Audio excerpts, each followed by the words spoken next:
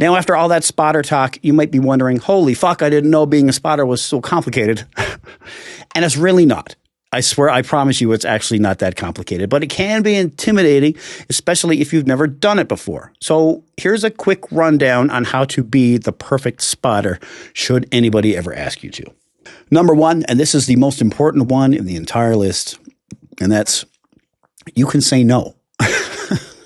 You can absolutely say no. Being a spotter is a lot of responsibility, and it requires a level of trust that usually has to be earned. How does exactly one earn that trust?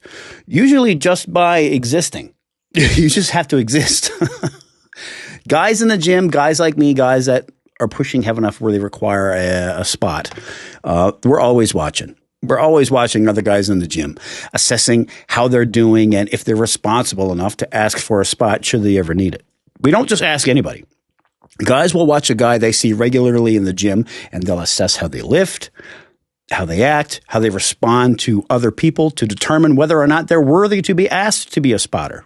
So right off the bat, if someone asks you for a spot, take that as a compliment. That's not just random. That means they've scanned the gym, have probably seen you lift more than a couple times, and they trust you enough to take their life into your hands for a few seconds while he lifts a metric shit ton of weight. Now, this is a lot of responsibility, don't get me wrong, and it's not mandatory that you have to take that responsibility. So you can say no. If you don't feel comfortable spotting someone or you don't think you're able to take the weight should things go awry, you should say no. They won't mind, I promise you. You're not going to hurt anybody's feelings by turning down a spot. Which brings us to number 2 on the list. You never have to take all the weight. That's a common misconception for people who haven't spotted yet. Being a good spotter doesn't mean you have to close grip row 350 pounds off a guy should things take a turn for the worst. When the lift starts to fail, it's because the muscle fibers are starting to burn out and are no longer able to hold up the weight. But it's not like every fiber is going to fuck off all at once. They start to go one by one. If he needs 90% muscle recruitment for the lift and 85% of the muscle fibers are still good to go, you only need to make up for that 5% difference to get the bar safely re-racked. He can push the weight up. You just have to help him just a little bit. He just needs 15 pounds of lift from you to assist his 300 pounds of force to get it back up. You will never be in a situation where you have to lift the entire load off a guy unless he never had a spotter to begin with and the man is now unconscious and unable to give any force at all. That happens, which is another reason you should get a spot. Number 3, depending on how heavy the lift is, you can brace and keep your hands near the bar, ready to jump in at a moment's notice. But do not touch the bar. Touching the bar will be taken as assistance and then the rep won't count. This is mostly an unwritten gym bro rule, but it matters. I promise you it matters. Even if you're not offering any assistance in the lift at all, if you touch the bar at all, the rep won't count to the lifter, I promise you. And you'll never get asked to spot again. So be sure to stay near the bar, like this,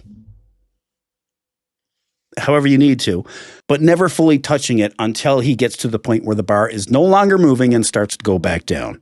Only when it starts to go back down,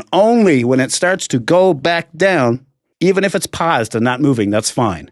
He could be recruiting new muscle fibers to help assist with the rest of the lift. A stopped bar is not a fail. It's just a pause. So watch closely, and if the bar starts to go back down, then you can jump in and assist. Number 4, establish the goals of the lift beforehand. How many reps are they planning to do? Is this the first time attempting at this weight, or have they done this before? Do they want help with the lift off? The lift off is exactly what it sounds like. That's the moment when the bar lifts off the rack. Some guys will want help with the lift off so they can save most of their strength for the rep itself. If that's the case, do a countdown together. 3, 2, 1. And as he pushes up, grab the bar and help lift it up into the starting position for him to begin his rep. Then you can let go and continue with the rest of the spot.